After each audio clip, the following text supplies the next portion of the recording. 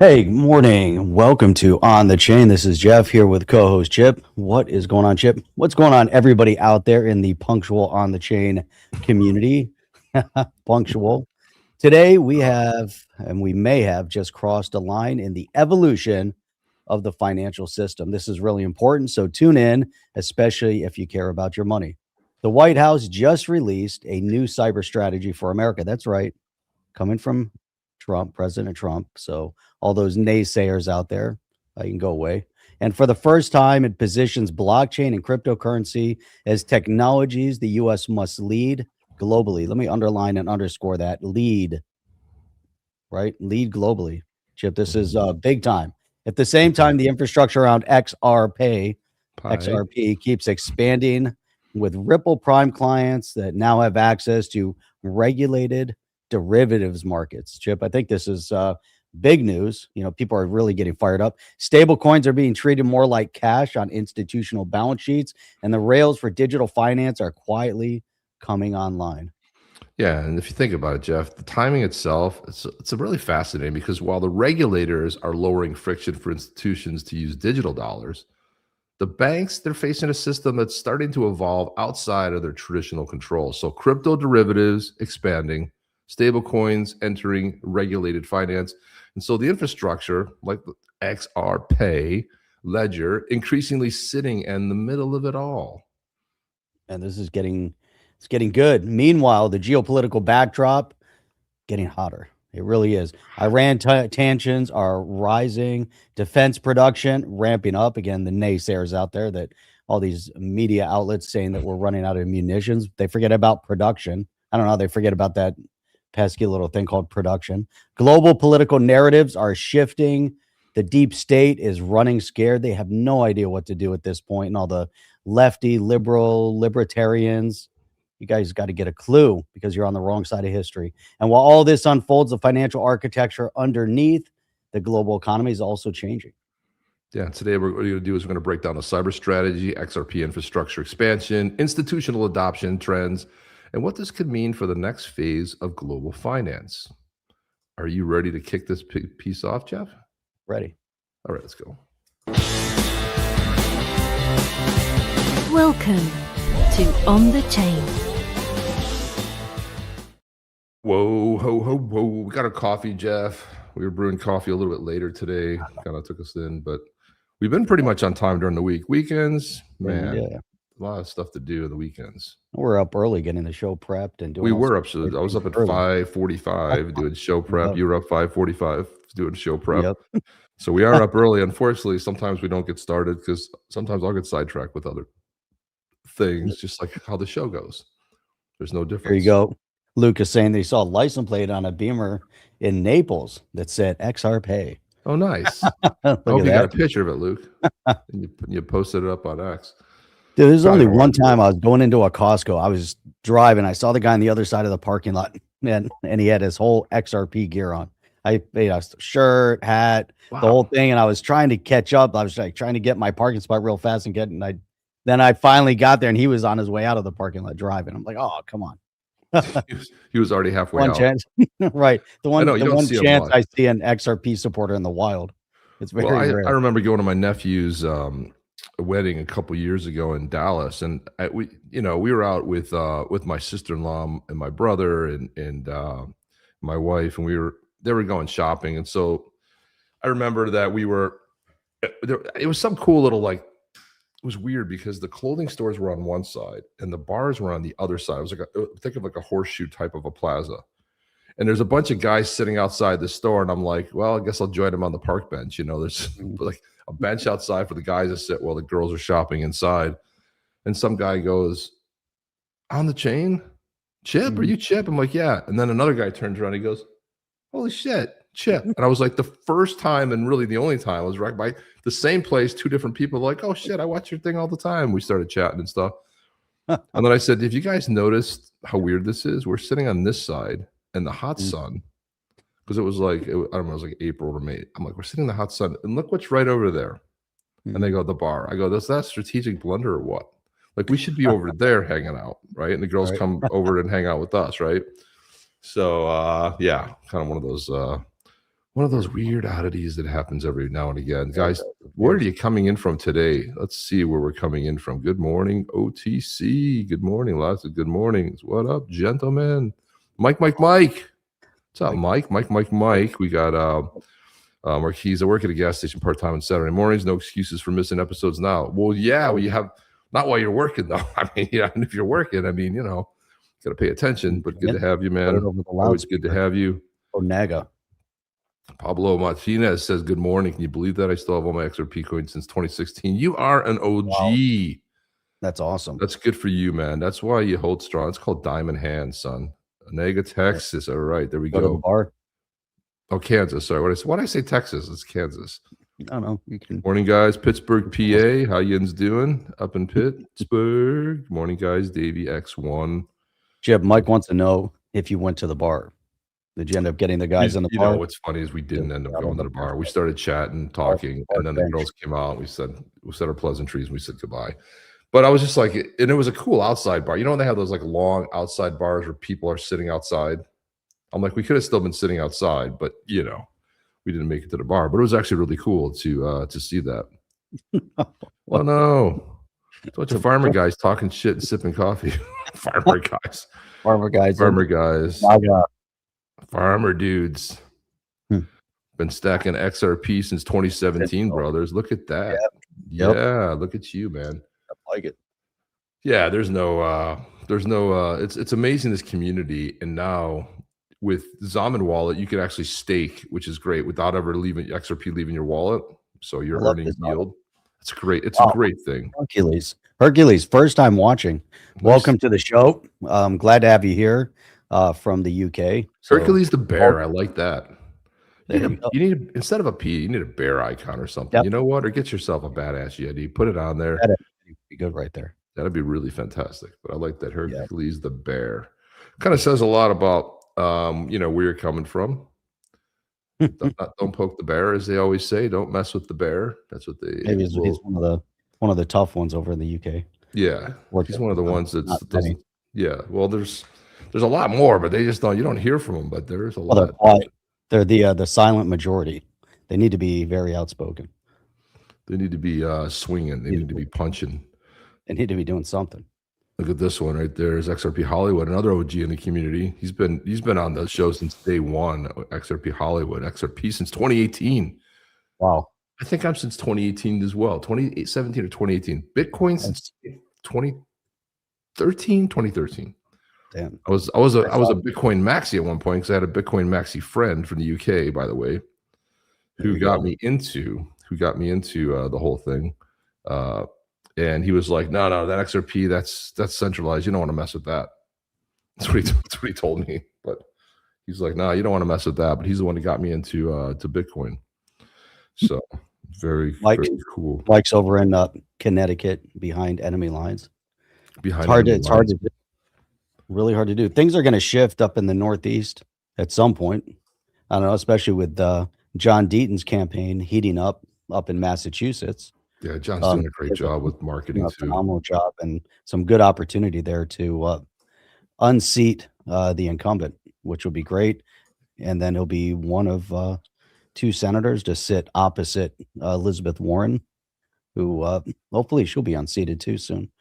But we'll get into the political landscape here in a little bit, the geopolitical landscape. We got a few things to cover in the XRP crypto space. Yes. Some really interesting things have been heating up, and we introduced them a little bit in the beginning, and now we're going to dig in. So Deaton is the man. Hotlanta. There we go. Hotlanta. Beautiful.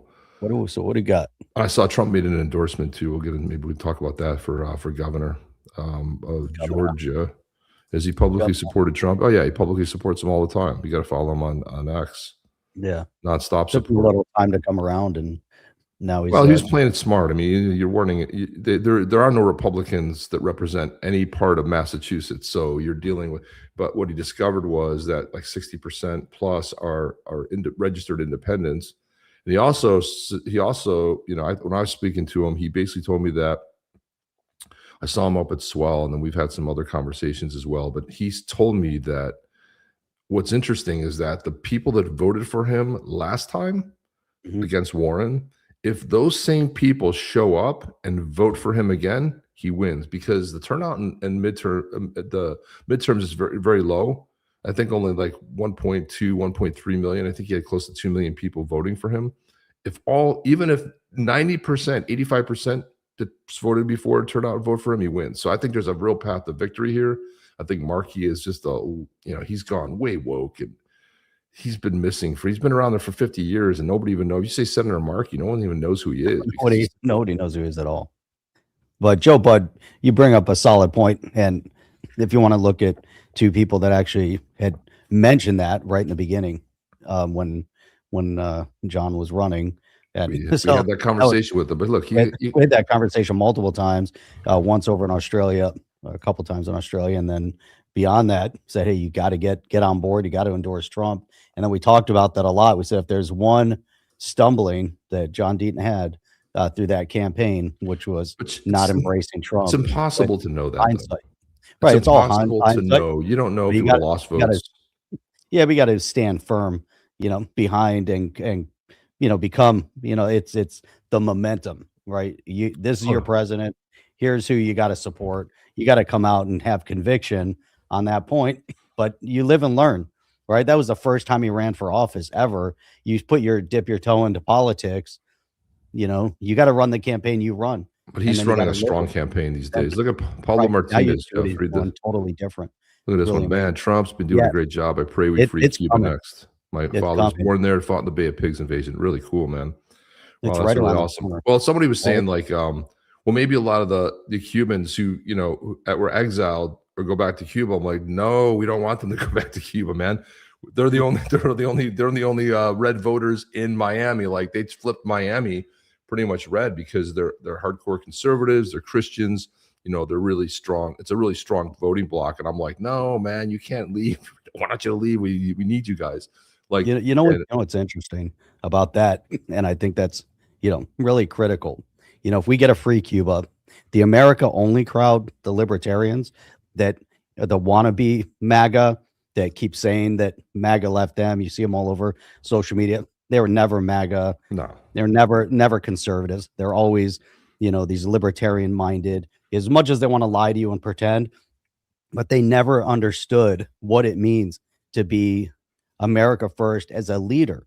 Right. And so what we're doing, like over in Iran, and what we could do for Cuba and what we did in Venezuela, it's about settling not just differences, but the world is in chaos. And how do you succeed? How do you succeed financially? How do you succeed at trade when there's chaos in different regions of the world? And when you know who the culprits of chaos are, you go and chop off the head of the snake. And who does that benefit? It benefits us. You know who else it benefits? Our allies. If you help your ally, you help yourself. You can't be so selfish. These same people that are so outspoken about this agenda are the same people that I guarantee you the way they live their life is selfish. And it's all about them. It's all about a money grab. They could care less about anybody else. They'll step on and crush anybody in their way. And you see them. You'll see them on social media. You'll see them on TV. You'll see how they present themselves. And so like in their heart and their soul, it's all about them. And so that's why it's America only. It's them only, and they don't even care, right? And this is so important. If we can liberate Cuba, imagine the Cubans that we have in this country, how amazing that would be. And imagine the money flow with Cuba, and plus we're chopping off the control, right? You have Russia and China who have their talons in all these different regions. And as soon as you cut that off, now we're the support. And so we're coalescing our support globally. Just imagine how amazing Cuba is going to be when money starts pouring in there and it gets revitalized. And, it's cool that you're driving 1950s and 60s cars. But, the Cuban people are awesome. And I tell you, man, first of all, Cuban food's my butt. Obviously cool living in South Florida.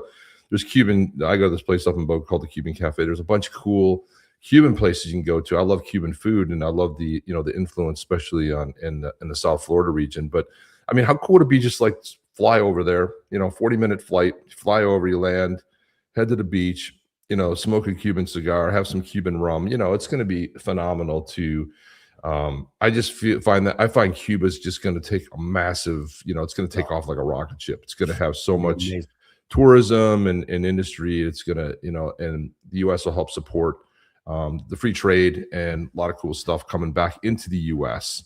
They'll have to ramp up production on cigars 100%. That'll be a massive commodity, but and also liquor too, like the rums and stuff is really good. So XRP plumbing in the house never misses. It's gonna be Hollywood. My wife's from Cuba, been twice. Family fled to Brazil. It'd be a great day for our family, and Cuba's liberated. 100%, man. Well, listen, we're not gonna we probably should just move on. Let's get back. Let's circle back on this. We'll get back to this. We'll get back to this. Otherwise, we won't do ourselves. But anyway, let's get into it. Yeah, we won't jump into it. But so at the XRP Australia, Jeff and I didn't make it this year. We were there. We were MCs the first one, but this was Brad Garlinghouse's Monica Long and Ashish Burla on stage there. So I'm going to play a little bit of a clip from that because I thought it was pretty solid. But let's listen in. Aussie, Aussie, Aussie! Yeah! Okay, well, this crowd is... Now, one of the things that I noticed, Jeff, was the stage was very low. So you saw a lot of people's heads. And you were sitting in a seat. You saw a lot of... people were taking pictures, and it was the back of people's heads. It was very low stage, which is, okay. But, I mean, if you're having an event, you need a stage so that people can look up and have a direct sight line. So that was like a... is pumped up, so... Yeah, thanks for bearing with us on that one. And thank God you follow Brad Garlinghouse on X. Yeah, they had like a giant screen back there, but it was nothing like the first one too. It's just the like first one was so pro. I mean, it was any big conference pro. Yeah, it was. I mean, I kind of like the screen too, but I would like a better, sort of a backdrop. But anyway, it was decent. David Schwartz is better on X than me for sure. He's Joel Katz. Where's Joel Katz? He's around here somewhere. He's out hobnobbing out there. He saw that we were up here. He's like, that's not interesting. He's doing something else. Exactly. Yeah. All right, well. Did you even see the shots from back there? They weren't elevated enough to come down on me. You see people's heads and again, they'll fix that next time. There he is. Hi, David. Conference 101. We didn't call you in here, but you can still hang out there. But so we've worked together for a long time, since the earliest days at Ripple. I think Monica likes to tell people she is 2 weeks senior than me at Ripple. She joined 2 weeks before I did. But we have so many fond memories. We only have great memories together, right? Fond memories and colorful. Yeah. Okay, well now you get to hear about some of these favorite untold stories about your time at Ripple. Let's go back maybe to the early days. Brad, he wants to start. Look at it. He's already ready. He's already ready, fired to go. All right. So let's hear your fond memory that you haven't told before. Well, I'm going to start with, it is awesome to be here in Australia. Thank you to the team who organized this. I know that it's a lot of blood, sweat, and tears. And even if the slides didn't work perfectly, I think it's awesome to have the community together, talk about. Now, what was funny, Jeff, was they swapped the times. So there's a picture I saw floating around on the X where they had to carry the crew wasn't ready for them, so they all brought their own chairs from off the stage. They were carrying their chairs. I gotta see if I can find that picture. And it's a great picture because Brad's like cracking up. He's got this he's bursting out laughing. And they're carrying their own chairs on stage. So. And I think what you're probably to get here is like three people who've known each other a long time, and it's kind of some raw stories from way back when, which will be fun. I will start I need an answer to a question first, and this is maybe a stupid question, but in Australia, is weed known as weed? Is there another name for it? Okay, all right. So there's a funny, you're probably- There are cameras out here, Brad. Where is this going? Go ahead. Tell the weed story, Brad, please. Tell the weed story. When you got caught at the airport with like a suitcase full of weed, okay. You're probably nervous. Ripple Comms team is sweating right over there, but go ahead.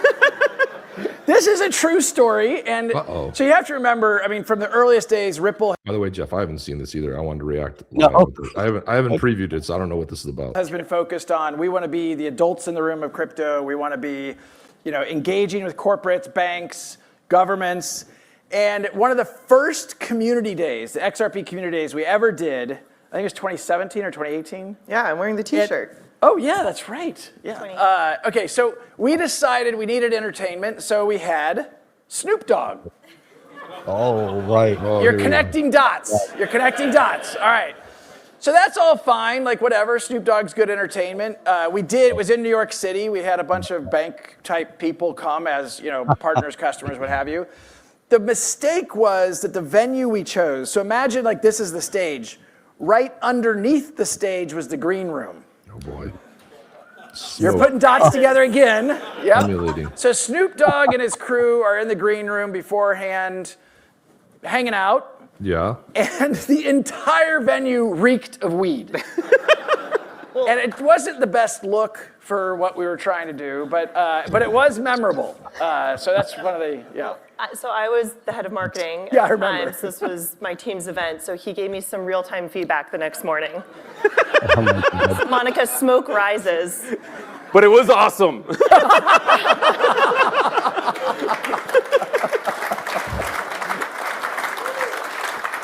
All right, well, you want to give an early days story? Yeah, I mean, yes, thank you so much for having us here. It's an honor, and also I was catching up with some OG Ripplers backstage. So what I remember joining in the 2013 era was just, how far ahead of its time XRP Ledger was. So I remember there being a gold gateway, tokenizing gold and representing it on the ledger, silver dimes, beer. We had like an internal beer coin to pay each other back from bar tabs and that kind of thing. So I remember that. I also remember, especially because I was communications and then marketing, just the absolute vitriol toward Ripple at the time. Yeah.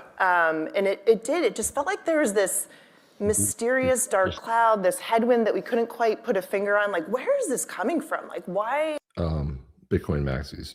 Right. That's where it was coming from. That's not that much of a surprise. Definitely. Yeah. There was so much outspoken. 2013. There was the Ethereum hadn't even taken off yet. What else was there? It was a bunch of scam coins.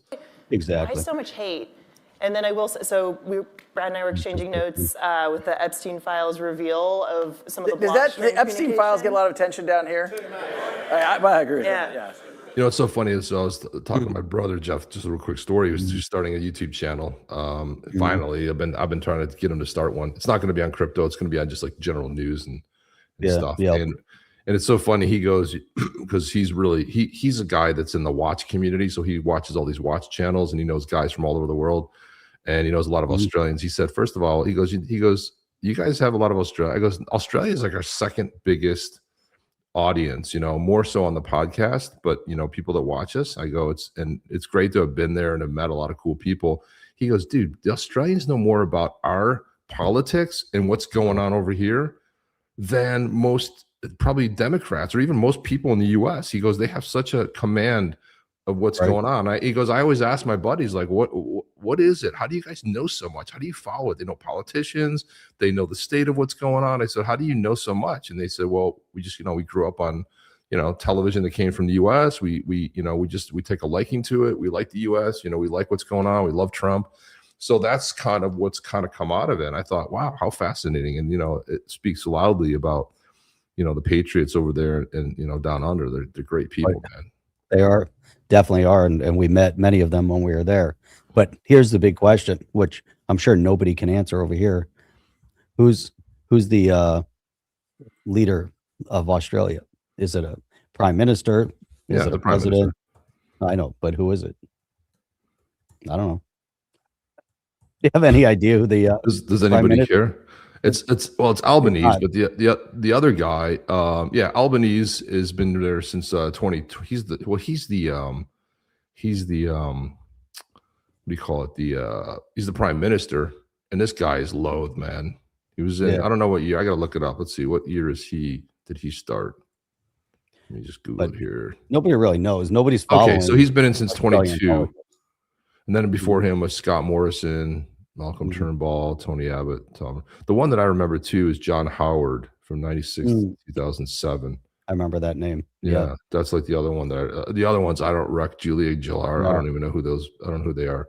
Yeah, but the thing is Australia is a big market. Even for for our product. General Motors had a big market. over in Australia. They had a production team over in Australia. Yeah. You know, it's really interesting to see how the market in Australia is very closely aligned with US. And that's one thing I noticed, you know, and I believe, you know, you and I talked about it, but when we were over there, it's like we could have been anywhere US, right? When we went to the beach town, it was kind of a blend of Florida and like the Northwest, you know, Northwest beach with rocks and things like that. And just the building structure, you know, the downtown area when we were going, it was just like everything seemed very US centric. Except we were on the other side of the road. That was the other thing that was weird, you know. And of course, we're like, what the accent? They're like, you mean you have an American accent? I'm like, of course we do. But for us, you know, here in the, you know, the Aussies, and there's different grades of it too. You know, it's different depending on where people are from. But we were on the Gold Coast, which is really the Miami, the South Beach of, you know, of Australia. So and this particular one was in Sydney, which probably made more sense for people to get to. I mean, it would have been one less, you know, one less flight for us. For us. But I think I've told this story before about like what the Snoop Dogg story is. Like one time my oldest daughter, she comes home from high school and she said something about, oh, I have to wear like the school colors tomorrow and this and that. You know, she was asking, Mom, where's I was going to wear my sweatshirt or my whatever. I don't know. It's in the wash. I need that for tomorrow. Why? I go, what's going on tomorrow? And she goes, oh, we're having a big pep rally. And somebody you probably know is going to be there. I'm like, well, who is it? She goes, I think it's a rap guy. I'm like, well, which rap guy? I'm like, yeah, you know. And she goes, Snoopy Dogg? She says Snoopy Dogg. I'm like, Snoop Dogg? She goes, yeah, that's it. I go, wait a minute. Hang on a second.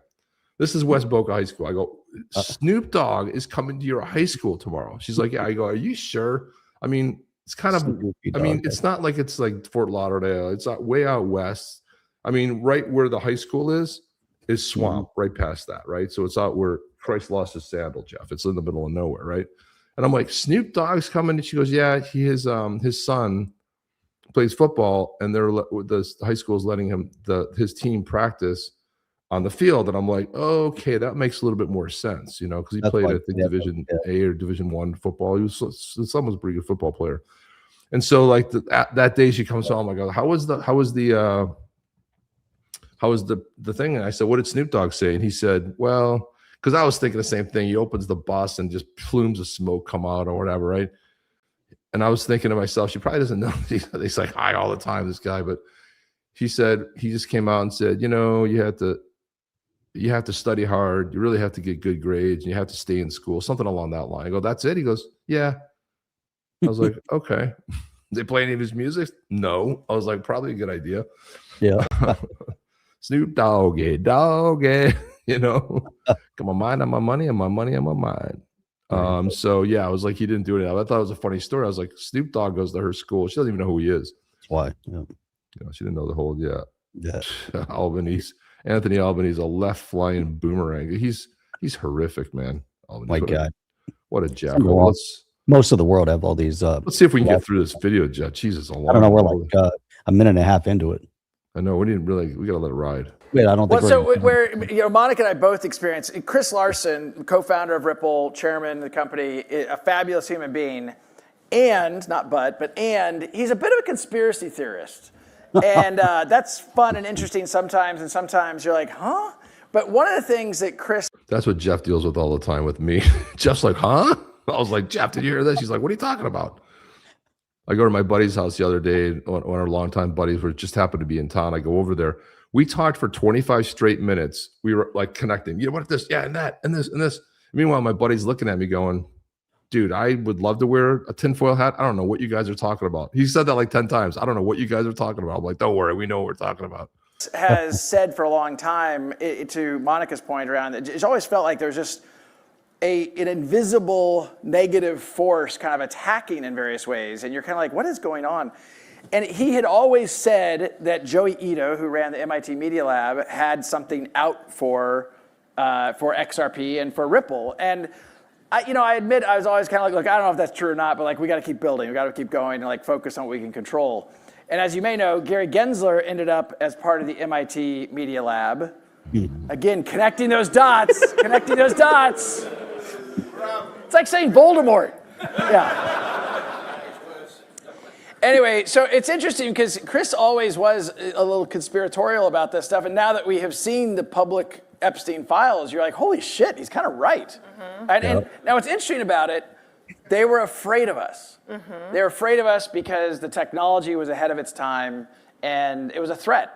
And they were trying to do things to put pressure on it. And again, I don't think I totally appreciated in the earliest days how prescient some of Chris's concerns were about that stuff. But in retrospect, it was real. Yeah, Chris used to always tell me, hey, people are hating on you. You're onto something big. And I was like, we're onto something massive. There's a lot of hate out there. But this is a great segue into my next question around, over the years, there's just been a lot of, I would say, like negative media, pointed words or negative media about this relationship between XRP and Ripple. And I mean, some ones that, just sort of always, that I'm always going to remember are like one here. For more than a decade now, the company has held vast quantities of magic beans, XRP. Ripple is not worth anything outside of its XRP holdings. No one uses their tech, no activity on their ledger. I mean, how wrong was this? So, I mean, you look and you fast forward today, XRP is, gaining momentum faster than Solana and others on tokenized real world assets, 1.9 billion. Ripple stablecoin, RLUSD, is now a top 50 stablecoin, $1.5 billion market cap, tremendous job. And then Ripple payments, Monica, 100 billion in total transaction volume. Now, that is not nothing. And so, man, one question I have for you guys is like, when you read those headlines, how did that make you feel? And now, now looking back at that moment, what's your reaction? This is a great question. You think about how, the prompting of it from a building development perspective, right? Everything that they had been doing kind of early on, obviously a lot of hate.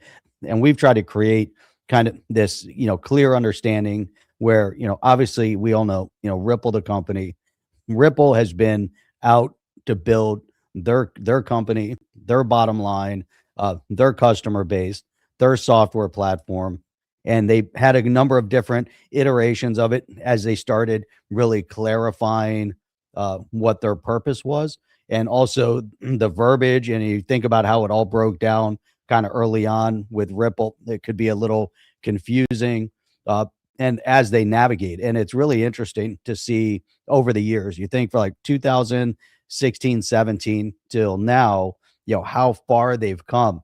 And there were so many haters, even in the early days, and here they are trying to build a platform that is streamlining the payment infrastructure. And everybody is, totally looking, to, specifically try to get an understanding of, when are they going to, when does this all happen? How fast is it going to happen? What kind of impact are they going to have within the market? But that was like early on, and everybody wants it to happen immediately. We're talking about complete financial infrastructural changes that have been happening over the last decade. And so here we have 10 years in, and there's still so much more to go. And so this question, really prompting them from kind of an emotional state, here's the hate they're getting. How do they overcome?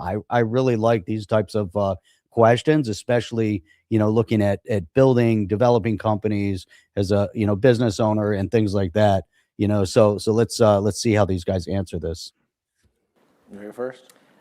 I would say to the people saying there's nothing going on in XRP Ledger, First Ledger, Doppler Finance, Zaman, Flare, Braza Bank, Just Token, I can keep going, Aviva Investors, DVS, like there's real significant shit happening. And you mentioned just, the growth. I mean, we've seen from $100 million worth of real world assets on the ledger in January of 25 to now $2.5 billion. And if you look at like the RWA charts, it's considered the number 4 chain for RWAs. So I think that the proof is in the pudding. 100%. Right. One of the things that motivates me in life is a little bit of like proving people wrong to some degree. And so I hear those headlines, and there's a part of me, it just gets me fired up. 100%. I do think, kind of as Ashish, you said, Chris's comment, like, you're onto something when people are upset about it. Like, the more vocal and the more vitriol that comes our way, the more I'm just calm about it. Like, you know what? We're going to prove them all wrong. And the amount of progress we've made in 10 years is truly incredible. You know, there's so many kind of players that have come and gone along the way that we thought were threats or what have you. And like just by focusing on what we're doing, what we do well, I heard some of the earlier presentations, and you know, I truly, deeply believe there will be robust opportunities in being the bridge between traditional finance and decentralized finance. I love this banner over here, built for finance, trusted by institutions, XRP. Like, Chip, this is such a succinct answer, and what he's talking about, and this is where, you know, people's, you know, commentary, you know, these, you know, people that are just in it from a speculative perspective, that are looking for the huge gain of XRP, you know, that then will try to tie everything back to Ripple. Ripple's going at their pace. They're building at their pace. They're building something amazing technology wise that no one has ever seen before. So imagine they're taking this as that bridge between DeFi and traditional finance, and to get the adoption of it. So adoption doesn't happen overnight. We have so many people in the crypto space. They're like, hey, I'm all in on crypto. I believe in it. Well, Main Street doesn't, right? It's going to take Main Street a long time. And then not just Main Street, but now you got to get the financial institutions, the banking infrastructures, the governments. You got to get everybody on board with it. So, right, it's barely even, not even a dent. You know, it's just a little bit of a scratch. You know, we're kind of scratching the surface here. You need a solid, strong, banks aren't moving until they're confident that the technology is going to work. They move super slow. Banks aren't moving if the government regulatory framework isn't in place either, right? So there's multiple components to it. And it's not just local government regulatory compliance, it's international, global regulatory framework. And there's one true leader in the space, and that's the United States. So if the United States isn't on board, nothing happens. And that's what we've seen over the last decade. So we've seen little action in terms of adoption of regulatory clarity in the US, massive lawsuits. Now we have a president that is coalesced firmly into having the US be a leader in this crypto space. And I'm not going to take away from Korea, Japan, Singapore, and many of the countries out there that have adopted regulatory guide rails for crypto. But without the US, nothing happens. And so that's where we're at right now. And without Ripple doing everything they did, we'd have nothing. So all the haters out there, they could beat up on Ripple all they want, Chip. But without Ripple, we'd have no progress in this cross-border transactional, or the bridge between traditional finance and crypto. Without Bitcoin, nothing would exist. We'd, you know, we wouldn't even be, you know, without Bitcoin. And that's why you can't hate Bitcoin. You can't hate Ethereum. You know, and you definitely can't hate the XRP ledger. These are the three most prominent chains complete, you know, across the board. I mean, there's others, obviously. I mean, what are your thoughts on that? You know, especially from like a business perspective, development perspective, you know, how would you comment on that? Yeah, I mean, I agree with everything you said so far. I mean, I just think that, you know, when you think about Ripple, the company, and what they're up to, I mean, these last four acquisitions are massive. I mean, just for taking over sectors, they're going to be, if they're not already, a leader. So I feel like, you know, you're laughing at somebody in the comments there, but I feel like, you know, having them be the leader in this tech sector, you know, a company valued at 40 billion, but I expect that to rise over 100 billion, just because they're doing the right thing. And, you know, I also love the decentralization move they just made recently with, you know, like taking care of the community, but kind of taking it out of their hands, and kind of like with, you know, XRPL Commons, and with the ZAO and with the XRP Japan, like there's a lot of great things that have been happening over the course. And once the lawsuit ended, you can see that here's a company getting back to work. And I love this talk right here, because, you know, Monica's saying the S word, and, you know, saying shit, and, you know, they're just very relaxed here. But this is a good interview, because you got Ashish, who worked there for so long, you know, and I was with Evernorth, heading up Evernorth, and you have, you know, Monica and Brad, they've all been, she was there since 2013. Brad didn't come on board until 2015. She was there 2 years before Brad was. So this is kind of like this camaraderie you see on stage, these them able to be themselves. This isn't one of those stuffy interviews where you're like, so please tell me what you're, and they, like the CNBC ones, and then they give the PR statement that's already been talked about by the lawyers. This is way more fun watching this, and then going into the OG stories, and then talking from this perspective about where Ripple is and proving everybody wrong. I love this take. So it's really fantastic. It's really great. I don't know if you can't see that, but this is a good comment from Devon, Steve. Banks and financial institutions love the profits because of low costs. They hate that anyone invested in crypto can be part of that. That's what they're trying to stamp out, and that's true, right? That's the whole point of the SEC narrative going after Ripple. They were big crypto haters, right? And anyone during the previous election cycle that said the Democrats were supporters of crypto were out of their minds. So anyone in the crypto space that didn't support Trump and didn't support the narrative, they had no idea what they were doing. And this is the point, is that we saw an entire previous administration that was anti-crypto and led the charge of trying to take down one of the biggest names in the industry, which was Ripple, in terms of being the bridge between traditional finance and DeFi. If you take them down, the whole industry collapsed with it. So the fact that they couldn't take them down, and they took out some other players along the way. Don't forget about Library. Library got taken out. Well, what purpose? Like what was the narrative that they had to take Library out? And others within the industry collapsed during that period of time because of the devaluation of crypto asset and the difficulty of building and things like that, and the focus of the over $100 million that Ripple had to invest into the lawsuit, and taxpayer dollars invested in this lawsuit, that ended up at the end. And one thing that Chip and I said right from day one is that it's going to be funny, because it's going to be the lawsuit end game is it's going to end up being a net positive for Ripple and XRP. That's how it's going to get clarity. We said that from day one, and it took a lot longer than we thought, right? But here's the point, is that agenda under the previous administration, Gary Gensler and the rest, were there because of the banking industry. They wanted to either slow it down or destroy it to allow the banks to keep doing what they're doing. And the big institutions like that don't like the fact that the little guy got there first. That's 100%, and it's not conspiracy. It's not anything. They hate the fact that the little guy got there first. Chip. Yeah, 100%. Yeah, and that's what this whole that's what the act. What's getting hung up in the Clarity Act right now in Congress is that the banks are worried about outflows. Well, of course, you make 0.5% here, and you can go over here and make 6 to 8% yield on your same money. It's not a difficult choice to make, and that's why I love what Trump keeping on pushing on that, and then some of the other things that he's doing to gain support. Look, the Rhinos got ousted, right? In the Texas election on the primary, they got primaried and they got tossed. And this is an indicator when Trump endorses the candidate, you're gone. The other guy's gone. So he's holding it over Thune, who I cannot stand as a Rhino, little bitch. Massey, another little bitch. I mean, these guys are they're bad. Get them out of there. Primary them.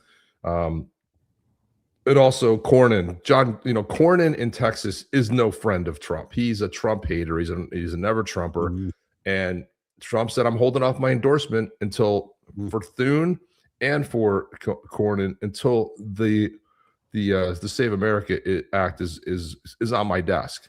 But don't expect an endorsement before that. That's right. So, and then, we'll talk about some other chess moves too. But let's get through this painful. I mean, that captures it perfectly. The mean tweets, the people. I will tell one other quick story on this. It's kind of funny.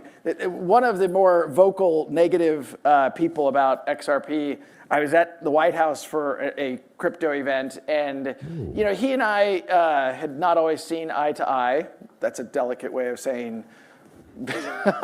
It sounds like it's going to be the dude from Consensus, doesn't it? It sounds like it's going to be, what's his name? What's it? Cherkoff's name? I mean, because they've been on panels together, and they've got, what the hell is his name? Somebody will throw it in the comments. Great. Yeah. consensus dude. God, I see his face too, and I just can't. This name eludes me at this point. I don't know. Anyway, he comes up to me and he says sorry. He comes up to me and he's like, "Look, I just want you to know I'm sorry. I was wrong, and you guys have done an incredible job." And Name, please. I mean, it's kind of weird that it had to happen at the White House, but like, I think if we stay the course, we keep doing what we're doing, we keep focusing on utility. I'm incredibly optimistic about the road ahead. Yeah, what I love about this story is that we took the longer path, but that was the correct one. I mean, you could make a fart coin overnight, but actually connecting to Joe Lubin is who I'm thinking about. the financial, that wasn't supposed to be funny, but anyways, I just can't help it. But anyways, connecting to the financial system, you need a lot of things to align. You need regulation to align, but I mean, I love how that we stuck true to that vision over all the years, and now I think you're seeing the fruits of that vision come to true. Before you go to the next question, one other thing I think I did retweet someone recently that had kind of posted about this, and actually I commented this during XRP Community Day which we did online. Like, people use this expression like, flip the switch. And I promise you, if I had a magic switch to flip, I would have switched. Like, I would have done that a long time ago. Like, what I said at the XRP Community Day, which I then retweeted, somebody summarized it, was that there's not one switch. There's 100 switches. There's 1,000 switches. And it's all of these little switches 100%. And bit by bit by bit until it really does, I think, have an exponential impact. And I think you're starting to see that. It's taken a little longer in some cases, but on the other hand, we've made so much progress, and you're seeing more and more of these little switches flip. And it's the reason why I have so much optimism about both 2026 and certainly beyond. And look, part of that truly is you all are one of those flipped switches. Like seeing the passion in Australia, seeing the passion. We're on a kind of a world tour right now, and like, it's awesome. And each of these individual things and the advocacy and clarifying and debunking the FUD and the misinformation, like, it's all part of the number of switches that are being flipped. And I think at some point you're going to feel like, oh my gosh, the switch did get flipped. Jeff, what's going on here? So like, now I put this comment and now it's covering the video, but when I had it up before, it was going, what's going on? Did they just fix that? Did they flip that switch and fix it finally? Because like, why would you want to have a video where it goes behind the video and you can't read the damn comment? Exactly. They broke it. I don't know what they're doing. I'll tell you what we're not getting into today, because this 5-minute video is taking 30 minutes because we can't shut up. But I will say that that's how we got to do it. Tomorrow night we're going to do we're going to break down the cyber thing that Trump just put out. Yeah. Well, on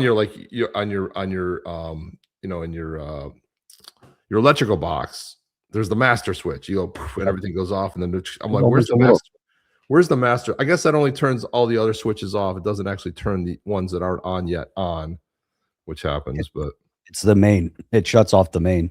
Does everything shut off? I haven't shut it off in a while. Oh yeah. If you put the main switch, does everything go off, or does it just disconnect? No, and then the main switch, everything's gone. Turn everything on again.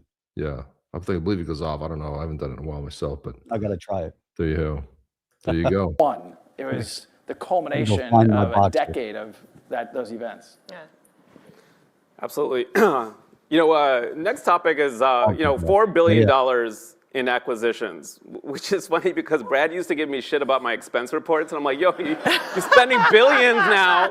My Peasley my Peasley expense reports. What's the rounding error? Not even a decimal. But anyways, let's move on here.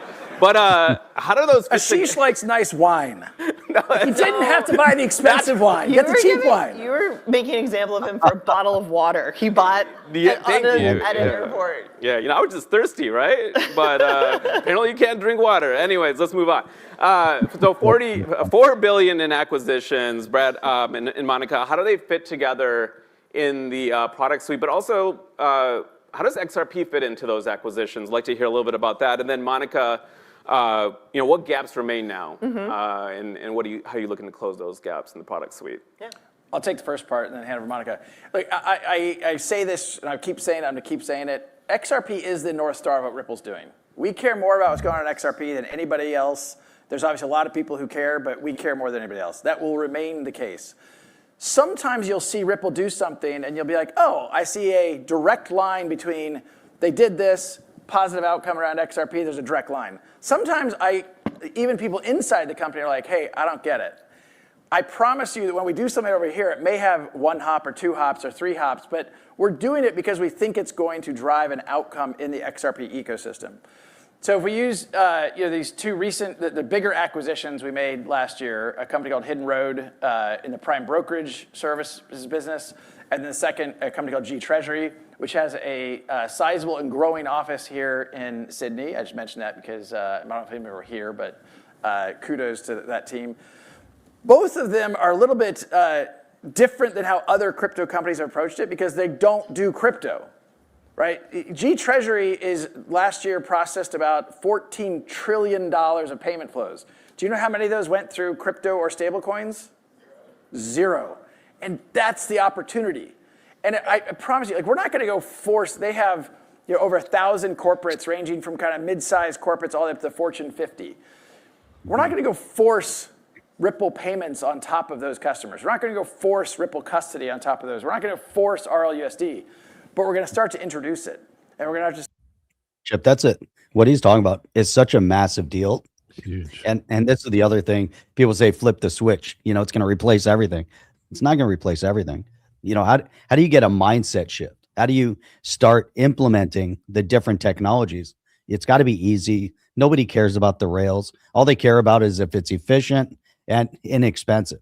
And as you start building the foundation, and all of a sudden they're like, oh, this is much more streamlined. This is great. Oh, what is this RLUSD? Oh, I can do it even cheaper, and it's going to be faster and more efficient if I hold RLUSD, and little by little, people start utilizing in Main Street. Financial institutions start moving transactions. They're, a whole different shift in methodology on how they're doing it. And like you said, that, right now they've been using just traditional means of movement. Once we get to a point where people understand that we can be more efficient in our settlements, we can be more efficient in our time sequence, more efficient on the cost, more efficient on less personnel, more efficient on less human hands having to be somehow involved in this entire process, removing certain third parties, replaced with a more streamlined ledger as a third party mechanism for escrows and what have you. We're almost there, but it's now we kept talking, and it's interesting, Chip. I hear these guys talk, and it's amazing over all these years how on point we've been with their process and progress.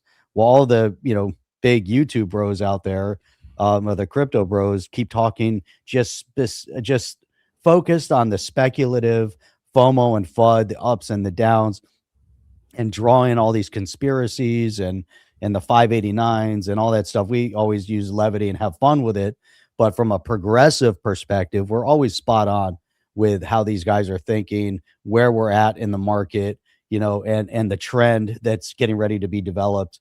It's great, listening to, their mindset and how they're analyzing it, especially coming from Garlinghouse. It's 100%, man. I love the raw nature of this whole thing. And this is another workshop on how to turn a 5-minute video into a 30-minute segment, Jeff.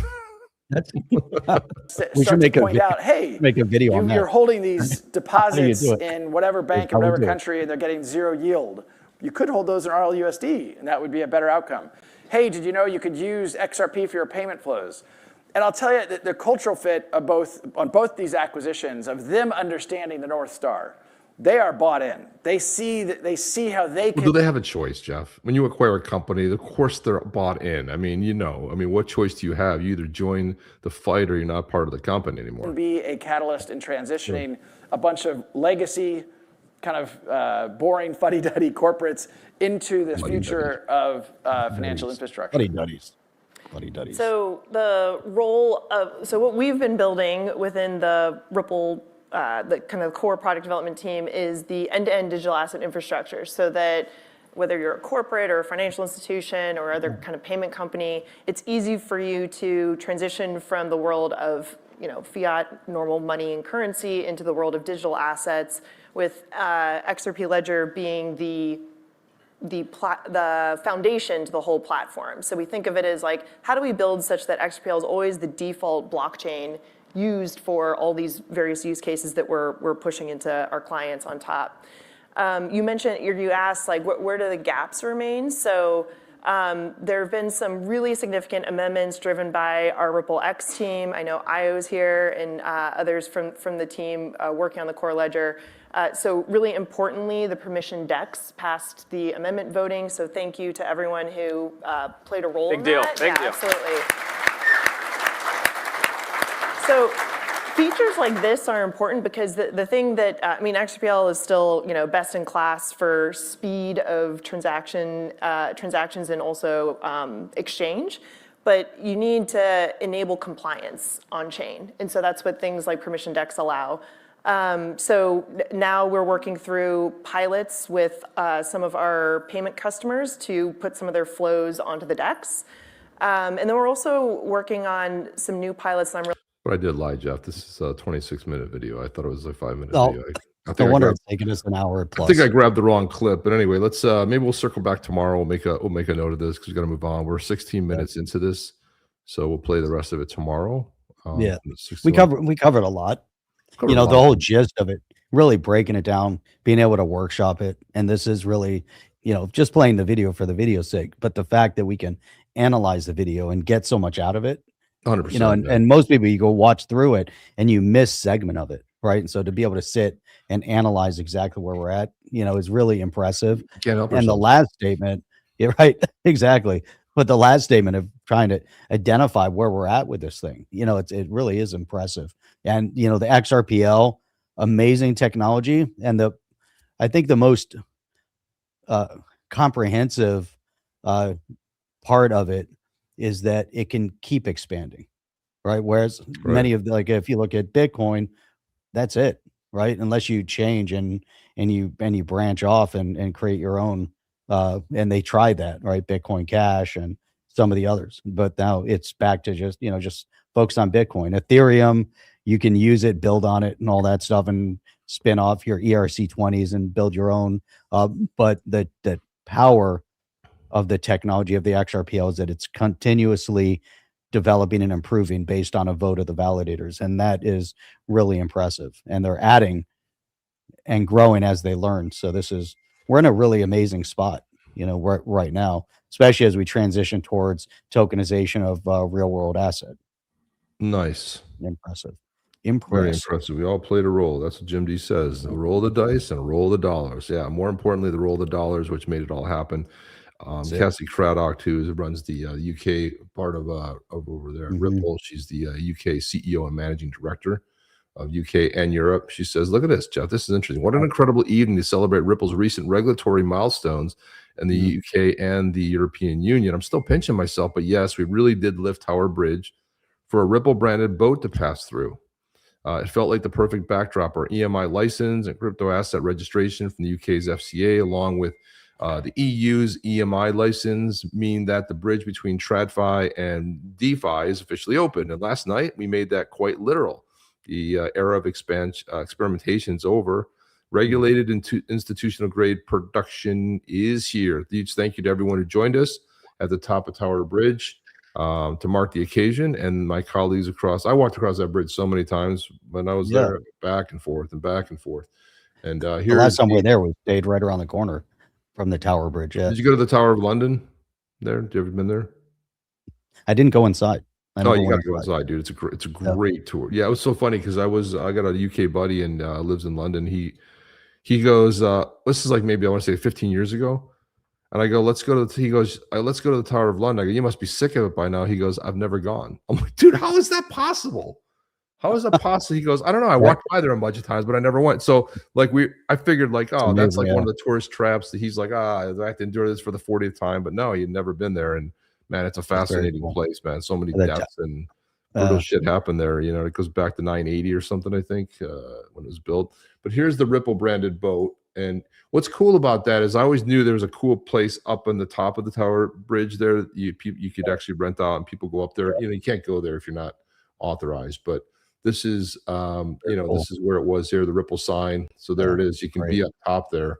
And this is there it is passing down below. So you can see it through the How cool is that? Yeah, through the the bridge is up there, and nice. then there's the Ripplers or whoever was invited to this personal soiree. Oh, hey, look at this. Hercules the bear took some advice and put a bear. I remember being there in 2000, Yeah. looking around, going, "What the hell is going on?" I remember being in central London and looking around and going, "Whoa, this has changed since I was been there in the 90s." And I was like, "Something's wrong here." And that was 2000. We're talking 25 years ago. So yeah, it's changed quite a It's bit. changed a lot. And Yeah, we're there a couple years. yeah, it's bizarre to me, man. And and like sections where they close down a lot of the pubs and stuff. Like, hey, man, British culture is what I go to experience. And people are like, oh, the food is horrible. I go, dude, I love the food, man. I go, are you kidding me, man? I go, any pub you pop into, it's phenomenal. I'm like, dude, everything's on the menu. To me, the English breakfast is still, to me, one of the top breakfasts in the world. If a traditional British breakfast, dude, it's the best, man. Everything on there, the tomatoes to the beans. I'm like, I don't care where you get it, and it's just The brown bread. I love the brown bread. I love all that. 100%, man. I'm like, they always get like a bad rap for food, and man, they got some of the greatest food, especially in London, man. They have some amazing restaurants, dude. It's like I don't know what people are talking about. Plus, the pub food is great. If you get like steak pie, and the you can whole thing, get man. Shepherd's pie, the steak pie, the shepherd's pie. I mean, it's funny. My wife makes that for me here. She, we get she gets the seasoning packet, and then she makes the the potatoes and puts the bean, the peas in there and all the whole thing. It's like it's phenomenal. She makes a really phenomenally good job. But yeah, it's burqa required for the next UK cruise on the Thames. Well, that's unfortunate. We spelled Thames wrong, but that's okay. It's THAMES, but that's close. This is spelled how it's pronounced. Oh, they're changing it. Oh, I get it. Bridge currency. See, look at that. Boom. There you go. Bridge currency. The bridge currency. So I thought that was pretty cool that they were doing that, Jeff. That was pretty cool. Yes. Also got something from Rashish that I think we're going to have to pass on. We'll put that in tomorrow nights as well. It's a good, and this one here too, which is CoinDesk put this out. Ripple Prime clients now have access to Coinbase Derivatives full contact suite, which Nano Bitcoin and Ethereum futures plus Solana and XRP contracts 24/7 in a CFTC regulated environment. It's so great that CoinDesk is giving so much love to XRP. They rarely ever covered it. Now they're all over it. It's just there's a major shift. Things are happening. Things are big time happening, man. It's a big thing. And so why don't we pop over to our political segment that we like to do, which is usually the back half of the show. I wanted to play this one. This is Trump talking about Iran, the state of what's going on with Iran right now. And then Jeff, you'll go ahead and read a statement from him. Give it a 12 to a 15. Their army is gone. They're just about, look, their navy is gone. Their communications are gone. Their leaders are gone. 2 sets of their leaders are gone. They're down to their 3rd set. Third set's gone too. Their air force is wiped out entirely. Think of it. They have 32 ships. All 32 are at the bottom of the ocean. Other than that, they're doing very well, Coach. Very well. We're doing, our military is doing phenomenally. That's the big thing for this week. We seem to have a new thing every week, but the situation with a very bad and very sick group of leaders who were killing a lot of people. A lot of our people were. Well, yeah, they're actually the 3rd set was just eliminated yesterday. So taking them out faster than they can find a way to put them up. Need to surrender. It has to be unconditional. Supreme leader. There was supreme leader for 7 hours, right? So it's not. That was that funny. The Babylon Bee where they had the skeleton with the beard. They said they came out with a new strategy for supreme leader, somebody who's already dead, right? So that's you gotta you have to love that too. And this comment is spot on. Thank God for Trump. He saved us all, and he's still in the process of saving us all on a global scale. And what's good for the world is really good for the U.S. And the more we get towards that point, and when you see the Trump agenda, and you see exactly the direction we're going in, he hasn't changed No. at all. Go back to the videos that he made years and years and years ago when he was a lot younger and talking about, when and if he would think about. Oprah had interviewed him, and he said when and if, he would run for president. He said when he would be needed.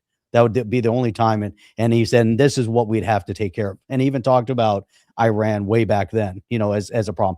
48 years of Iran being a problem, Cuba being a problem, Venezuela, obviously over the past decade plus, and all with the rhinos and the Democrats in this country just kicking the can down the road because they like the status quo. And when we look around, the global leaders like the status quo. The EU leadership likes the status quo as they drain the financial coffers of the European countries into the EU. The UN is about to go away. The UN is morally bankrupt and now financially bankrupted. And so that's important, and it's going to be replaced. This is the Trump doctrine, and most people don't understand it, which is amazing that they don't understand it. And what we're also seeing, Trump is playing 5D chess. Everyone else is not even playing checkers or playing marbles. And a lot of the social media influencers don't understand it, and it's amazing how they're being revealed as to who they truly are. And it's amazing, Well, loving to see this. It's now, really Hercules the Bear says, I wish we had someone like him running in the UK. You do. You do have someone that's going to be running in the UK who's actually building a strong party out of the whole thing. And it's not Nigel Farage. Nigel Farage is what we call a rhino, Republican in name only. I hate to see what's happened to Nigel. He's good friends with Trump, but he's no Trump.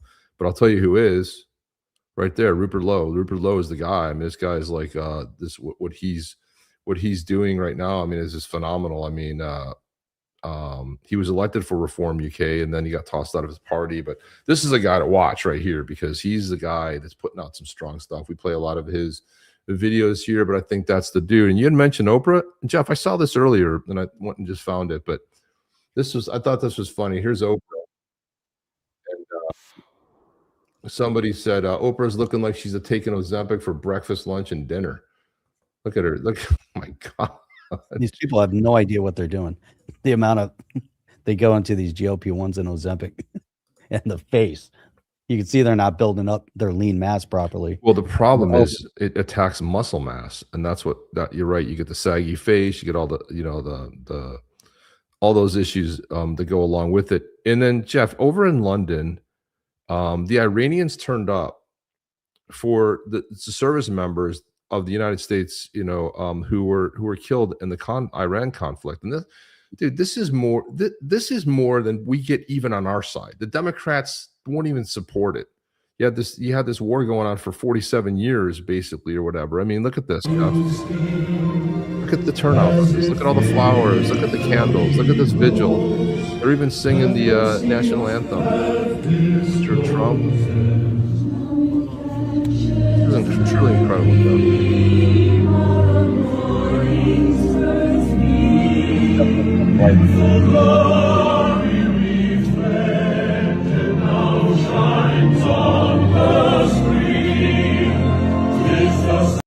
I mean, it's just incredible, Jeff. I mean, you see that kind of support going out there, and it's like truly impressive, man. Truly impressive. Dave, go ahead and take this statement right here. This is a good one. Why don't you grab this statement right here? I'll throw it up on screen, Jeff, but read this. This is a good one. Trump just put this out this morning. It's kidney and renal function. That's funny. Trump was saying Iran, which is being beat to hell, has apologized and surrendered to its Middle East neighbors and promised that it will not shoot at them anymore. This promise was only made because of the relentless U.S. and Israeli attack. They were looking to take over and rule the Middle East. It is the first time that Iran has ever lost in thousands of years to surrounding Middle Eastern countries. They have said, thank you, President Trump. I have said, you're welcome. Iran is no longer the bully of the Middle East. They are instead the loser of the Middle East and will be for many decades until they surrender or more likely completely collapse. Today, Iran will be hit very hard under serious consideration for complete destruction and certain death because of Iran's bad behavior are areas and groups of people that were not considered for targeting up until this moment in time. Thank you for your attention to this matter, President Donald J. Trump. and that's it. We also need the Iranian people. They need to have that opportunity to take back their government. There's a lot of people and a lot of infrastructure in terms of personal infrastructure, leadership that has to be removed. And so they're working on that. Once all that gets done, then they get to move in. And that's where Israel is striking in Lebanon, taking out Hezbollah. Now the Lebanese military is also going after Hezbollah up in Lebanon, which is a long time coming. We needed to see that. Syria, next destination. Iran destabilized Lebanon and Syria and well beyond that in the Middle East. And we see, the Middle Eastern, countries are finally, rid of that, fascist regime in Iran. Imagine, Saddam Hussein's Iraq is gone. Iran is gone. Iran and Iraq had the largest standing armies in the Middle East. And how did that work out for them? Didn't really work out so well. Well, you can't you go up against the might, man. The might is for real, for serious. And then this one was put out yesterday, Jeff. We kind of teased this a little bit, but Trump said we just concluded a very good meeting with the largest U.S. defense manufacturing companies where we discussed production and production schedules. They've agreed the quadruple production of the exquisite class weaponry in which we want to reach as rapidly as possible. Highest levels of quantity. Expansion began 3 months prior to this meeting, and plants and production of many of these weapons are already underway. We have virtually unlimited supply of medium and upper medium grade munitions, which we are using as an example in Iran and recently used in Venezuela. Regardless, however, we have increased orders at these levels. The companies represented were the CEOs of the Base Systems, Boeing, Honeywell, Aerospace, L3 Harris Missile Solutions, Lockheed Martin, Northrop Grumman, Raytheon. These meetings concluded with another meeting scheduled in 2 months. States all over the country are bidding for these new plants. Thank you for your attention to this matter. Lockheed Martin said, yes, we've agreed to quadruple critical munitions production. As a result of President Trump's leadership, we began the work months ago with Secretary of War Pete Hegseth and Deputy Secretary Feinberg. So you knew they were doing it 3 months ago because they knew the campaign was coming, right? They knew it was up. Trump said if you start hurting the protesters of Iran, they announced that 20,000 were killed, and well, over 32,000 is more the official number. 32,000 people who wanted freedom were gunned down and killed, right? So if you think of it like that, Jeff, they're saying, and the official number is like 6 to 12,000. Like, only 6 to 12,000 died. That's still 6 to 12,000, way too many. Just appalled at what's going on with the left of this country. I say get out. Go experience one of these other countries, do not. I mean, Venezuela is back on it. So I don't know whether there'll be to go anymore to experience true communism because Venezuela is cooperating. I'll say the best. They're going to schedule elections down there. It sounds to me like one of the exiled leaders from Iran is going to be an interim leader, and they're going to have elections to figure out who the Iranian people want. But first, they got to weed out all the losers, Jeff. They got to get rid of the losers who are still there. A lot of them. Well, check this out here. So here's 2 segments from CNN. When the truth got to be a little bit too much, well, they couldn't handle the truth, Jeff. So here we go. Happened with President Obama. I'll just say this very quickly. And I was next Iranian political prisoner, right? So this is somebody who kind of knows the regime pretty well. President Obama. I'll just say this very quickly. And I was in the State Department in the 2000s when we implored the Bush administration not to restrict the engagement with Iran simply to the nuclear file. What happened with President Obama is that, for better or worse, and I'm not going to litigate that here, he decided that given the 4 big problems that have always been on American objectives with Iran, that is enrichment, ballistic missiles, proxies, and democracy inside Iran, that he would put all the last 3 aside and focus only on the nuclear deal. Now, I'm not going to say that was good or bad. I don't think it was a great idea, but what we have seen, and this is also maybe controversial, and I think a lot of my liberal friends are going to hate me for this. Don't point to me. But okay, I know. Point to me. I didn't point to you. You can point to everyone there. They're all a bunch of nut jobs. Anyway, You notice unfortunately- notice how civil they're being with each other. This is a change now also, right? We never saw civility like this. well, watch what happens, Jeff. You can draw a straight line from the 2015 nuclear deal to October 7th. You can, exactly. Iran. I'd love to hear that from some Can I- administration officials. Spoke That too soon, leveling Jeff. with the American we go. people, what you're saying, these thoughtful Well, comments. I think that that's what the Trump administration is. We do have to go to a break here. Okay. Oh, we have to go to there's break? more Oh, on the other no. side. So hold your thought because I have some follow-up questions for you about. Geez, she has to go right when it's starting to get good. Oh, we got to go right when he calls. Sorry, They we can't talked about handle it, Jeff. And here's the same dude on CNN. Watch this. Years ago, yesterday, this morning, I was told we were not at war. Today in the press conference, PKXF says, "In the war. Are we at war? Are we not at war? Do we want regime change or do we not?" The president told the Iranian people in his very first moment. You know, I know this may sound controversial, and among my friends, Bring it. some of them is controversial. That's But okay. I think that a lot of commentary is missing, perhaps, the big picture. I agree. And there is a big picture here, and perhaps to simplify it, I would put it this way: I don't think it's right to say that President Trump has started a war with Iran. I think President Trump wants to finish a war that Iran started in 1979, 47 years ago. Jeff. And these aren't just words. Let me just tell you an anecdote. In the 2003, 2004, when I was there in Iran working on projects at a very high level, I was talking with deputy ministers, I was talking with going back and forth, and I was in the foreign ministry in Tehran, where I met someone who was very senior, and he was semi-sympathetic with the projects we were doing. But as I was leaving, he looked me in the eye, and he said, "You as an Iranian American, I want you to know something and listen very carefully."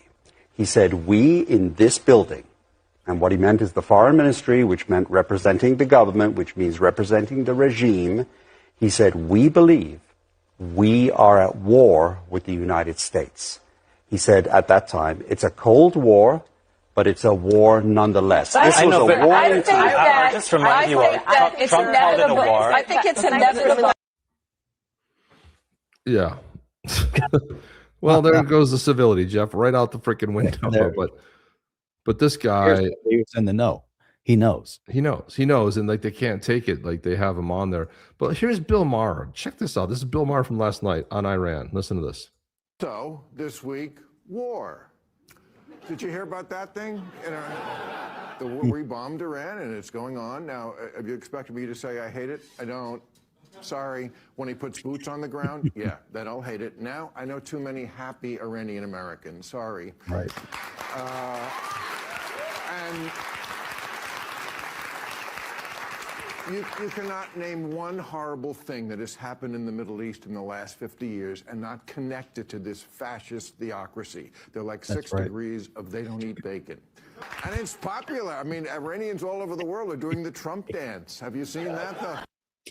I mean, Bill Maher is the only one. I mean, she's a liberal. He's upset what happened to the party, which he should be because it's unrecognizable anymore. But at least he calls stuff out like, "Hey, man, this has been going on for a long time. This isn't something new. It's a long time coming. It didn't start yesterday, you know." It's such a disaster when you see the left, taking sides and siding with the theocracy, siding with Khomeini and his ilk, and how's that even? Jeff, easily? someone's at my door. I'll be right back. Right back. Go get that. Genuinely seeking answers from my fellow Brits. Whilst on like a top tier level, I can talk till the sun don't shine about the geopolitical situation back in the UK. When it comes to the inner workings and the legalities of UK politics, I don't know too much. But what I do know is that the UK is being run into the ground. We have an incapable government. Our Prime Minister is inept. Keir Starmer elected Peter Mandelson as the UK ambassador to the US despite knowing full well his connection to Jeffrey Epstein. Sadiq Khan, the mayor of London, is an Islamist in disguise. We have a convicted terrorist, Shahid Butt, running as an MP in Birmingham, and he might actually win. Crime in the major UK cities is non-stop. It's constant, it's dangerous. Women are unsafe. We can't walk around with our phones out. We can't go out at night. Illegal immigration is not discouraged. In fact, it's rewarded. The UK has become the laughingstock of Europe, and relationships with our strongest allies have deteriorated. Great Britain is a shambles. And the good Brits, the wealthy Brits, the hard-working Brits, the British-speaking Brits, the tax-paying Brits are tired and miserable, even fleeing the country just like I did. So this is my question. What can we do? What can we actually do? Something has got to give. 100% something has to give. So, Chip, she's 100% spot on. And it's amazing because she said she doesn't really understand the inner workings of the politics. You don't have to. You can just be very observant to realize that the UK, ever since Brexit, and that was a good thing. But since that point in time, there's been a concerted effort to topple the UK. The UK also, you think about the things that they got involved in, the things that they've been supporting on this global scale, because they want the Islamification for whatever reason. It somehow, benefited them, but they've destroyed their country. And everybody comes in and says it's unrecognizable from 15 years ago. And everyone who's been there has seen the no-go zones, and you see the changes. Now, the problem, now they have a known convicted terrorist that's running as a member of parliament, and the UK is okay with that.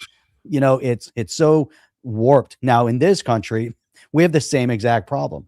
The stupidity of the West is the fact that, and you hear it from leadership in the Middle East, right? Is that the Muslim Brotherhood outlawed, organizations like CARE outlawed, right? They don't appreciate extremist groups that adhere to and support terrorist act. And obviously Iran was the biggest sponsor of all this. That's why all of these subgroups, all these groups around the world, they're all losing their financial support. But this is also why they know it's coming, which is why they're rooting themselves in Western country to raise more funds. And the stupidity of the West and the left in the West are financially and politically supporting them. So in the UK, massive problem. In the US, it's a growing cancerish problem where we're starting to see Islamification of certain regions of the US. They're rooting it out. We see a mayor right now in New York City shouldn't be there. New York City, the voters there are stupid. And they need to have a come to a realization moment. This is going to be their come to Jesus moment in New York City, because they brought exactly what was elected into the UK, into New York City, and these organizations are doing it purposefully. They're very orchestrated and organized. They've learned over the past couple of decades. They've been doing this. They've been lying to the leftist organizations. They've been lying to the political infrastructure. And an organization like CARE, which is labeled as a terrorist group, and now they fought for an injunction, and they had a judge that has put that, is going after Florida for that, and so here's an organization that is specifically educating and placing these politicians in order to take down. And there was someone recent, it's happening across the country. They want this to happen, just like what happened in Hamtramck, Michigan. And this stuff has to come to an end. And we have to wake up as a Western civil country to the fact that the Islamification is a detriment across the board. And you also can't have mass migration of populist centers that have low IQ and are coming into the country specifically to live off the teat of the government, not to be productive members of society. And you can't single out individuals, but you can say as a mass group, right? And that's the problem in Minnesota with the Somali community, because they immigrated mass numbers of them never integrated them into society. So they're going to bring the cultural activity from Somalia to Minnesota, and they're going to act the exact same. And they're not going to assimilate into culture in the United States, and nor do they want to. And we're starting to see a couple of the representatives, including Ilhan Omar, speaking out very vocally in support of Somalia over the United States. They're not here for the benefit of the U.S. They're here for the benefit strictly of their people. And that's a detriment to the survival of this country. You come to this country, you come here as an American. Doesn't matter where you come from. I don't care what continent you come from. I don't care what country you come from. You come to this country, it's to benefit this country.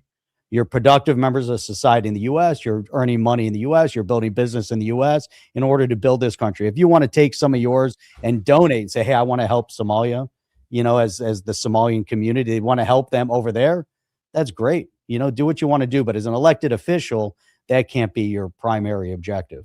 It's U.S. number one, U.S. first. You can obviously have passion in your heart. That's where you're from. No one can take that away from them, Chip, but the way they're doing it, everything's ass backwards. Yeah, and 100%. Just have to look over to Europe to see the ass backwardness of it. You remember earlier you'd mentioned that all these libertarians and these fake MAGA people, the base is fragmented, the base is broken. Well, here's CNN of all people. Listen to this. Republicans love Donald Trump more than any president's own party supporters loved him at this particular point. Just take a look here. Okay, own party supporters, 21st century presidents, own party approval, about at this point in the second term. Bush was at 77%. Obama was at 77%. Look at this. 86% of Republicans approve of the job that Donald Trump is doing at this point. That is higher than either Obama or Bush had within their own party at this point. Trump's magic touch has not seen a war off yet when it comes to the Republican base. And what kind of approval are we talking about here? Okay, so we're talking about. We got to get clarification on that. That's impossible. That couldn't be true. Overall approval here. How about the strongly approved, not just like, but love. Okay, we're going to look at these same presidents again. Strong approval among your own party's base. What you see here is Trump is the only one who gets a majority at this point in their presidency. Obama was at 48%. Bush was at 47%. You see here Trump at 53%. Not as high as overall approval rating, but still getting. F around, ask another dumb question, get another answer you're not going to like there, son. Isn't that funny, Jeff? You got to love that. You got to love that. I love this. Sometimes sports figures speak out, Jeff, and they say stupid things, whatever. But Antonio Brown is a former NFL, American football player, posted this. Look at this here. Here he is right there. So it says, "Dear feminists, Trump just freed the most oppressed women on planet Earth, and you hated it." Right. That's so true. Right. And you hated it. I was like, all of this feminism and this and that and the women and Donald Trump. Meanwhile, the one group of people that were forced to wear, headscarves and burqas and all that kind of crap and tortured. And for all these years, and they were against it, Jeff. It's just, it's beyond insanity at this point, man. And then here's another move. This is why Trump doesn't F around. This is another one right here. Trump outmaneuvered the British Empire at Hormuz. A viral breakdown exposed a subtle but devastating dynamic unfolding in the Persian Gulf. In a single stroke of economic and military genius, this Trump administration appears to have neutralized one of the UK's most ancient and powerful geopolitical tools, potentially crushing a key ally's economy to secure American energy supremacy. The crisis began when Lloyd's of London, the world's only, insurance market large enough to back the staggering value of the global oil fleet, abruptly announced it would no longer insure any vessel transiting the Strait of Hormuz. This move, according to ARMS, would have effectively grounded the 20 to 30% of the world's oil that flows through the 21-mile choke point. Trump just killed the British Empire. Let me explain. Yep. This is the Strait of Hormuz. You've been hearing about it on the news. About 20 to 30% of all oil in the world goes through the strait. Here's what you don't know. In order to go through the strait, ships have to have insurance. There's only one company in the entire globe that's big enough to insure all of oil tankers going through that strait, and that company is Lloyd's of London. It's responsible for about 2% of the British Empire's GDP, over a $40 billion contribution to the United Kingdom, and 50,000 jobs. But it's also a geopolitical tool for the UK. And they decided they were no longer going to insure anyone going through the Strait of Hormuz, which would have halted all energy shipments. What kind of giant FU to Donald Trump to confuse and distort the energy markets and make America look bad? But Trump said the United States government's going to start insuring these shipping companies. Not only that, but they're going to provide personal escorts for these boats with the U.S. Navy. In just a matter of minutes, the United States just shut down one of the largest geopolitical tools the United Kingdom had all the way back to the 1600s. It not only ensures that they no longer have a geopolitical leverage, but it's going to crush their economy. It's not like Lloyd's can just magically come back online. Now the United States is insuring these boats, which, by the way, were the reason the boats could even go through the strait anyway because of the United States military. It's not like these boats are going to go back to Lloyd's of London insurance. They're probably going to stay with the United States. Trump knows this. A very subtle move, but incredibly important. And what's interesting about this, Jeff, he's actually making it available for less than Lloyd's of London was charging. So in one move, he says, you want to F us? F you. We just, boom, took out Lloyd's of London. There you go. Any questions? I can't think of any. It's amazing. And this is the problem over in the UK. I mean, they've lost their narrative so long ago, but they did certain things very subtle that people didn't realize how they're manipulating, and the UK has been orchestrating a lot of the issues around the world in order to maintain their position. And they have nothing now. You take that away from them. I don't know what the UK has left, other than they better get in check, because they're also speaking out. And Starmer, what he did to Trump, no longer respected. The guy, basically backstabbed Trump and wasn't there in the hour of need, and that that loyalty goes a long way. And there's zero loyalty coming from the UK, from the prime minister, and now he's now they're trying to backtrack a little bit and trying to get in line. Hopefully they will go and protect their own bases and protect some of the areas of influence around the Middle East, which they should be doing. But the fact that just the way they came out, it's just this is unfortunate. This is the lesson they've got to learn, and here we go. Take this next story, Jeff. This is another. There's so much winning going on. I'm not even getting tired of it yet, but there's just a lot of winning. You got to acknowledge it. But take this next one right here. Time for Zepic. See you later, Mark. We're going to be winding up anyway. Here we go. Take that story, Jeff. Saying that's the first time I've heard that. With a bit of luck, it may take us to an early election. That'd be great if you guys could do that. Yeah. Breaking massive Second Amendment win. The DC court, for anyone overseas, that the 2A, that's our Second Amendment.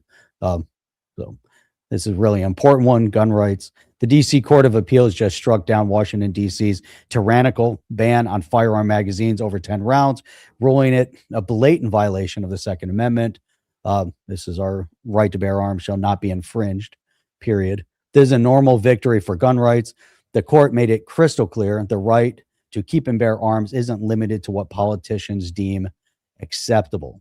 Standard capacity magazines, what the left calls high capacity, are in common use for lawful self-defense and are protected under the Constitution. And that's exactly it.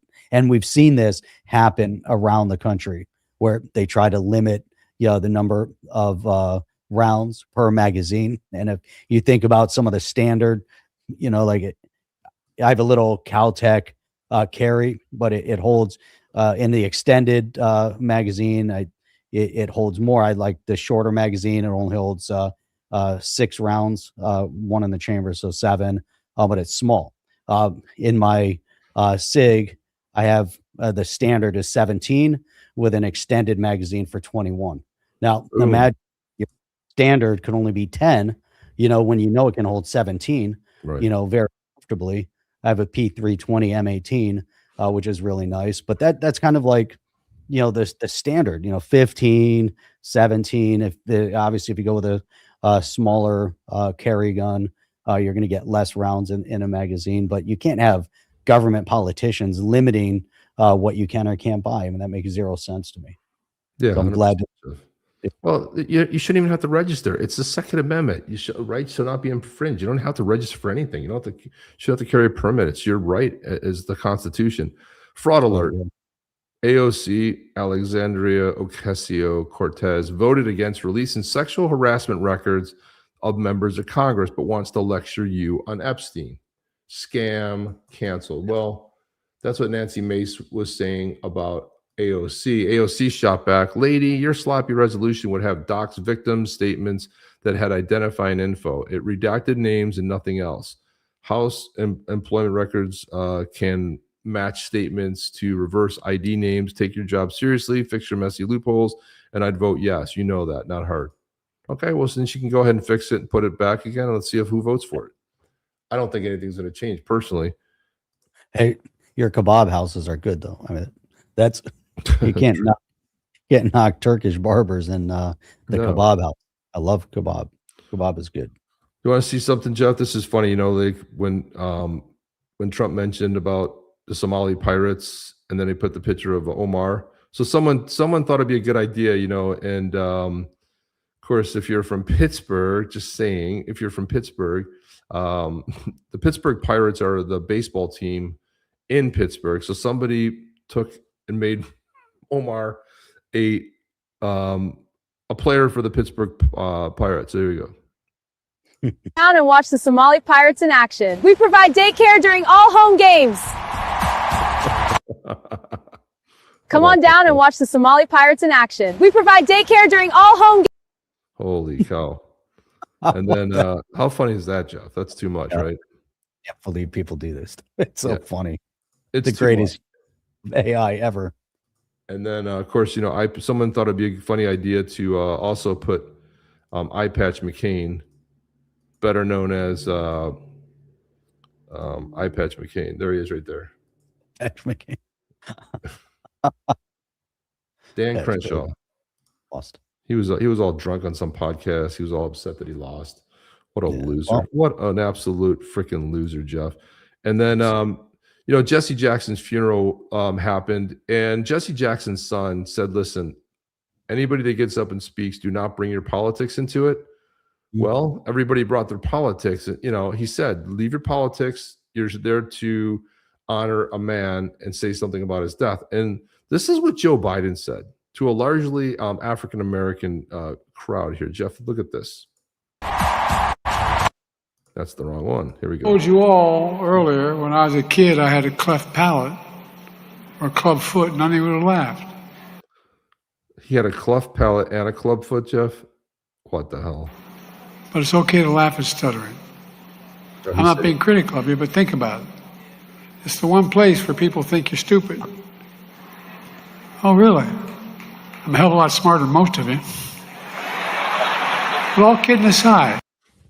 What the? I'm a lot smarter. What an asshole. Place where people think you're stupid. Oh, really? I'm a hell of a lot smarter than most of you. I mean, there's so many clips of this. It's just, I mean, you know, I mean, if his son says, don't get up there and talk politics, and that was just something stupid he said, but they were all talking politics up there. I mean, holy cow, Jeff. What the hell's going on up there? I mean, you know. I can't believe that guy can still speak. Yeah, it's a weird thing. And Jeff, coming out and have him speaking. What do you think about what do you think about this meme? It says guy with his thumb up. It says liberals always wrong, but damn pleased with themselves. It's so true. Always looking down at somebody else. So spot on. That is so spot on. So yeah, I was just I had John Deaton's feed up here. Here he is. Had a great time in Lawrence celebrating Dominican Republic's Independence Days. Dios Patria y Libertad. God, Homeland, and Liberty. And then here he is here. Enough jokes. We want an audit. This is the audit for the state of Massachusetts. Taxpayers are asked to pay more, expect less, more waste, more spending, not enough accountability. You work hard for your money. The government should treat it with respect. I'll fight for responsible spending, oversight. Here he is right here. Kelly waits tables. The state, this is her a video. She waits for her tips because Massachusetts taxes them. She's losing about $10,000 a year. Politicians call that revenue. I call it nonsense. Do you really like taxes that are, so that's Trump's no tax on tips. He's talking to, you know, hammering that home.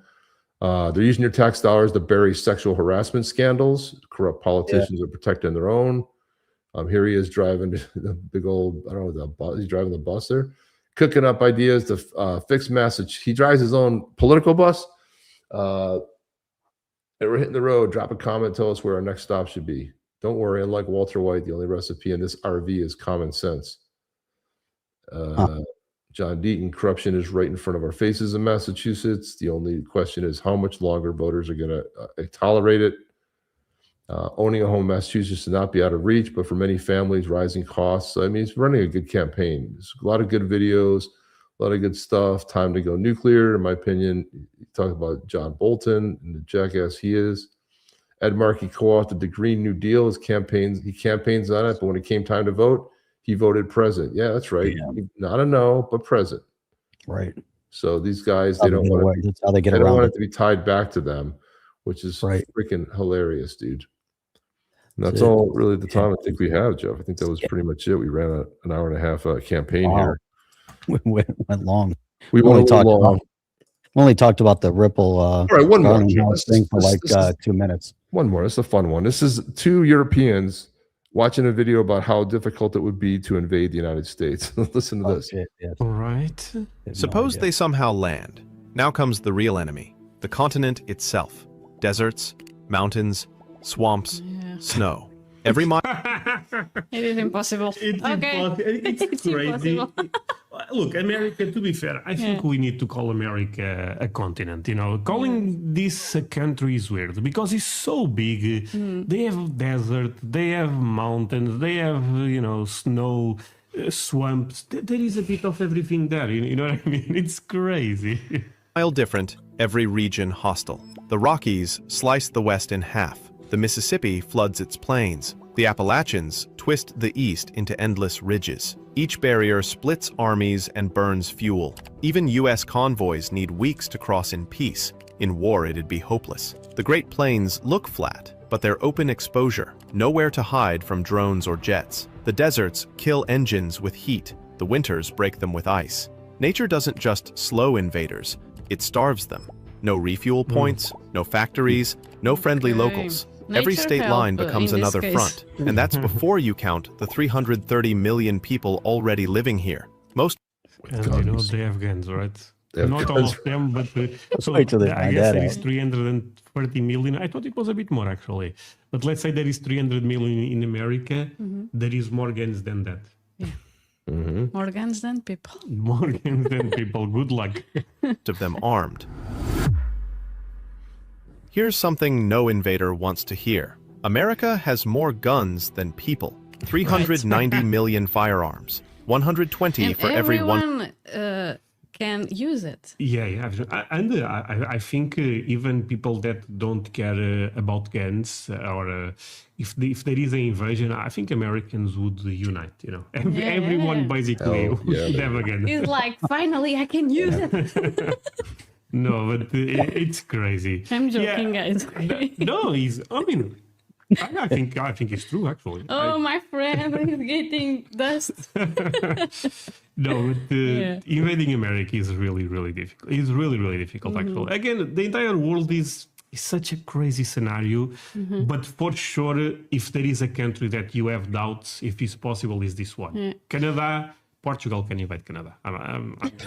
100 citizens. That's not an army. That's 50 million potential militias. From Yes. Maine to Montana, from Texas to Alaska, every home could be a stronghold. There are Right. 15 million licensed hunters, more than most nations' militaries. That's why the Japanese Admiral Yamamoto supposedly said, "We could never invade America. Behind every blade of grass is a gun."